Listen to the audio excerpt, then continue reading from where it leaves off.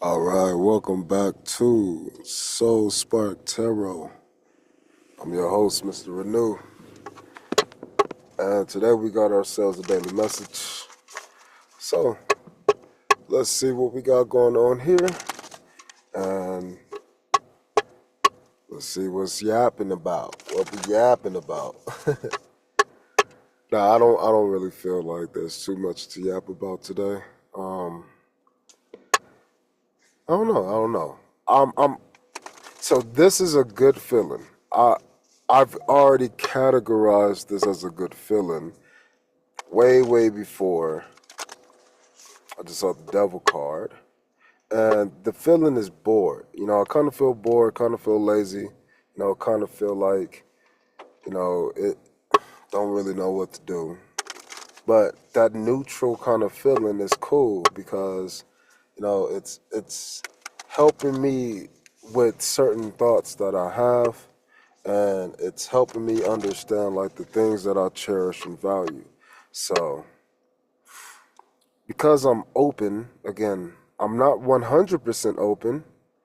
I'm only 50% open, neutral, right? Really what it is 50% open, but it's only a quarter. It's only a quarter of bad and a quarter of good. Quarter of, feeling lazy and a quarter of feeling energized. And so I am in the energy of the Chariot in reverse. But I'm preparing myself because again, I have new opportunities. So like I'm excited. I've been applying to different jobs because I kind of want to leave any kind of education like whatsoever. And I have my things that I'm going to miss. I don't know how I can like put it back together in a way that I want, but I don't really like teaching people anymore. I'm sorry. If it sounded like that struggle to come out, it's because I was thinking on it too. But I'm calling judgment on it. It's not that I don't like teaching people. I just don't like teaching people the things that I've been teaching. Like, I'm getting sick and tired of things like slope in the classroom because it's just slope in the classroom and then it's forgotten. When in reality, slope is something like I've already talked about, which is super important, man. It's a it's a very important thing in life because that is the formula for change. And the fact that we got a formula for change, yet we're always changing and nobody applies it, I don't understand. And that's what's really been my spiritual journey. I can't pretend like I've been on this journey all my life. I clearly remember times where I wasn't. And then I clearly remember times where I knew I was in there pondering, wondering, trying to like decipher certain things that was shown to me while living a unconscious reality in another way. So I've seen myself in a couple of different versions, like while remembering different versions. So it's like I had a party of versions of myself, a whole party's worth of people who were me thinking, doing, and being 100% focused on other shit. And it's crazy because the things in the present reality, they weren't concerning those, but they were benefiting from the success of those various versions of me within that party. So, again, imagine playing a game and you have a party, and in that party, it's all these people, and all these people are doing these different things in these different positions, taking on these different roles, performing at different rates. And you know what? Come to find out they were all you. That's crazy as fuck to think about how all of me is just doing different things, but at some point in time, we all came together and got the win as a group because we collaborated. We worked together. We focused on the same thing at the same time. So this here, I think, is how we're harnessing our energy from yesterday. And it's funny that like I feel like because I'm in this kind of hangman position, I'm not afraid to say it, even though I am.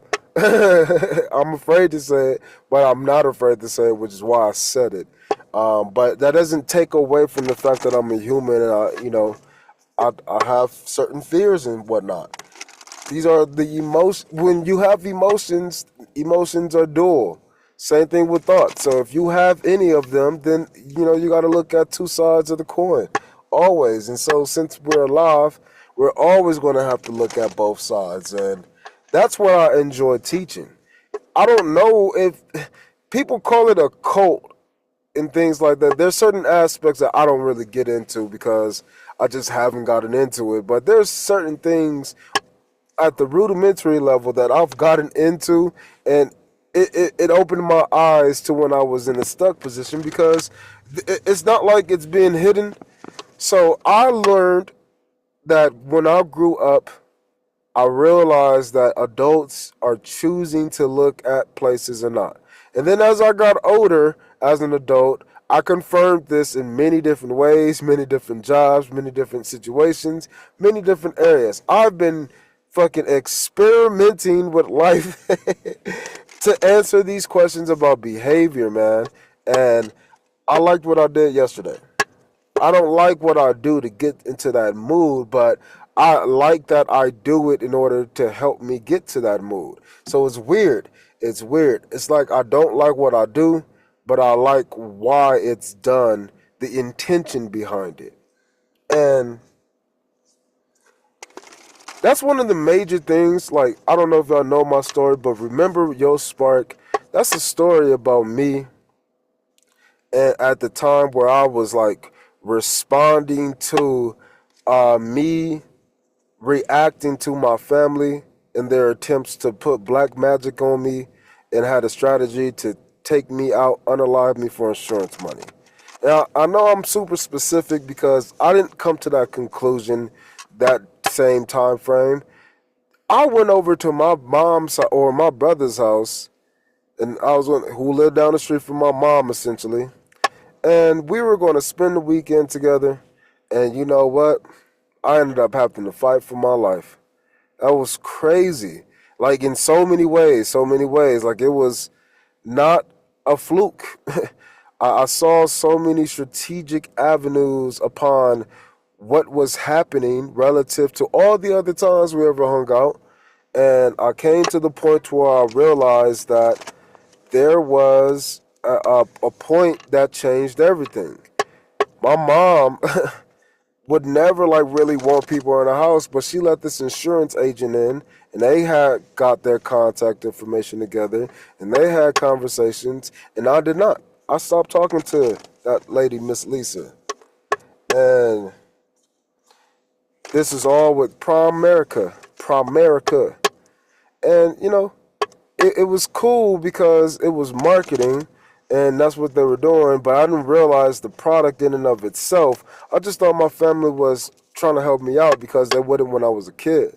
But I think that after that, it became cahoots for insurance claims because, again, everybody was older, so, new opportunities are coming in, new people around you. But I just think my mom made a decision that, you know, I halfway didn't want to believe, but then as I was reflecting, I realized that she was happy to make that decision. It was easy, it was easy. But it's because she's used to being in this energy. So for me, it was easy to see because again, I've lived with this lady. I was a only kid with a single mom for a long ass time, watching dudes and shit come in and out of the house until, she met her abusive drug addict boyfriend. So it's just like all of those things I've been seeing. And just because y'all was dumb, y'all meaning the people around me, they were too dumb to actually communicate with me. So guess what? I was weird. So I don't know really why I'm telling this story outside of the neutral aspect, which is when I was a kid, I was forced in these situations and I had to make choices, and I watched those things develop and grow over time. Just like if I had a baby and then I birthed the baby and then that baby lived and did his own thing independent of me over time. So this new X variable makes me understand how Z is created. But Z is twofold. And the fact that Z is a squared automatically, it's weird because X is also a squared. But Y is always independent. Y is never squared. Y is always dependent upon the other two, the other thing. So it's always the odd man out. That is the Y axis. That's why when we get up, we're actually, if we turn that, we're actually getting out. So that's what I like to teach. When I'm actually doing like private tutoring and things, or when I was teaching, I love to talk about the connections between the things that people didn't talk about. The in between is what I used to say. Oh, I just thought about this. If you look at, thank God, thank God. So on my podcast, I put up a video of the first time I ever like decided to jump on the mic and like record me for myself. And that is the genesis behind like Soul Smart Radio and everything goes to me really like talking. And I get so excited with that, man, because of the simple fact that a lot of the time, a lot of the things that I need go back to that original point. And it's very raw cut, man. It's raw cut, all kind of sounds and shit. But if you check it out, I think you would enjoy it just for the simple fact that it talks about the basics, the fundamentals, the fundamentals of living life, and how those things are taught in the classroom, how to apply them in the real world, as a creative in this world. So, I don't really know why I feel like I need to be on these little rants, but maybe somebody needs that inspiration to do something new. So, on a second note, I'm trying to figure out these fucking analytics, man. I keep trying new things, and I keep getting small results, and so that's okay. I'm learning how that's okay because I'm a dude who likes course number 7B. If you check out Respark, course 7B, in a lot of regards, I like the macro. Give me everything, bro, and let me go explore on my own. I'll come back with my findings later. Let me be hands-on.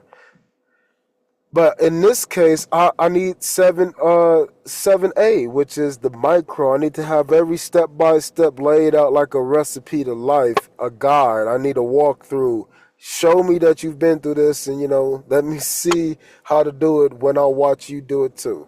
Come with me. These are two different perspectives. And that's perfect. So the two different perspectives are this right here, this masculine and feminine energy coming into one presentation as a new.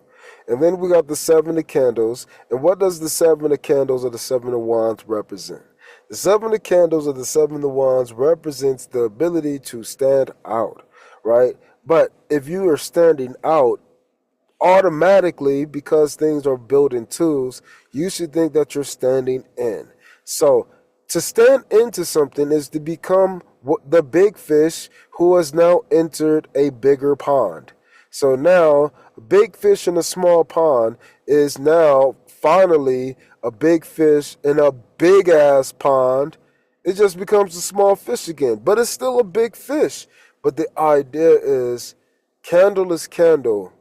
Where is the light? Is it lit or not? That is what this really is talking about. The 7 of candles. The 7 of wands. What is that energy? Well, the 7 of wands comes after victory and it comes before movement. So it's judgment or decisions on whether to stay in the little pond or join the big pond.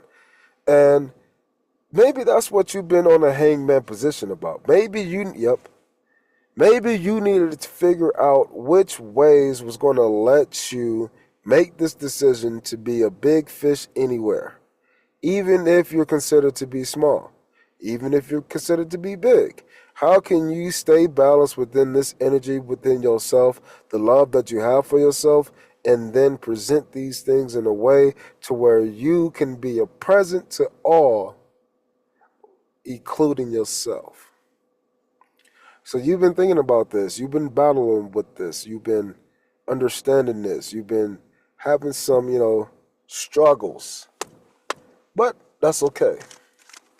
So I don't want to make this too long. Because here's the complaints. No, really complaints. This is the research. Here's data. I got the data. I've been researching. I've been trying new things, and I can't find a good category. I don't know what category to put these videos in because, there are tarot cards, but because like today I was yapping for so long, so sometimes people don't want to hear that. Like, I don't know how to be myself and appease to the most people because it's not me and it's not what I'm doing. YouTube, it's the technology. The technology is limited. It doesn't know how to blend in different styles of people who are interested in other things. They just sum it all as one thing, and because it's summed up as a single thing, it doesn't have any traction like it should have or could have because it's bogged down by your generalization. So, in other words, there aren't enough subcategories on YouTube to put these videos under. So YouTube, if you're listening, that is your next goal, bro. Like, if you want some advice, I'll give it to you. You should diversify what you offer. The way you present your platform has already been established. Google ain't changing, YouTube ain't changing, and I brought that up because you're the same. So because of that, why not have more than just the automated pretext? You already have the genius feature. Why not take that and perpetuate bunch of different randomized categories that could be interesting, and if people hit it, then they start to build data along themselves. Pre-build all of the donuts, and if all the donuts don't get sold today, the ones left behind will be discounted. Like, why aren't you doing these things when they're basic? So get yourselves together and build new categories so things like playing live music on YouTube won't get copywritten. That's crazy to me. It's already playing live. And so if somebody just shows themselves enjoying the live music, your video gets copyrighted, and that's weird because it's already doing what you want it to. You should allow the rights should already be absorbed with the sourcing of that channel. It's already so. In other words, don't limit the videos that are offering free marketing for some channels, bro. That's it. That's what you're limiting. If this is Starbucks or Apple, again, free marketing if people are using their phones to make those videos with to enjoy those spaces. If you did the same thing with how people are able to present their videos to the world, the diversification of the presentation, you will be able to reach more people and include more people. Like, come on, imagine a category of new users of technology. That shit will be so funny, but guess what? It will also be informative for those people who need to see other people struggle. So now they become more familiar with the technology, and then guess what? Now they're using your technology independently, which means you got another person on your membership roster, another person on your team, another subscriber to your app. You get more because you've offered ways for more people to come in. Simple. Build a wheelchair ramp. You get more people in there. Build a little lift. You get more people in there. Build steps and then build a ramp walkway. You get more people in this building. Again, lots of different ways. Lots of different ways. You need to see yourself the same way. So people, sorry for that random rant. You need to do the same thing. Diversify what you got going on in your application. Again, you can just choose your application, like the application of putting videos up on YouTube. But the diversification comes in the categorization of what you're doing. So if you're doing things to put you in a hang position, or if you're in a hang position so you can take some action on some other things, what you're doing is you're looking at diversifying where you can put your action. So, like me applying for more jobs, I'm diversifying where I would like to work, because if I'm just working here at this job doing half things that I like, half things that I don't, I can just try something brand new and see if I like it or not. And because I'm free enough and I don't feel obligated to stay there and fight and do all of the things, I don't want to be just put in a position of hang. So I have to make a change in exchange. I got to change it up. I got to be masculine in the feminine place, and I got to be feminine in the masculine place. And then not just by doing that, I got to try to be different or be the benefit or be the mutual between them all. So think about the things that you need to do. Think about the actions you need to take. Think about the ways you can diversify those actions or those strategies, and then make it happen. All right, we'll come back with something new. See you on next go. Peace.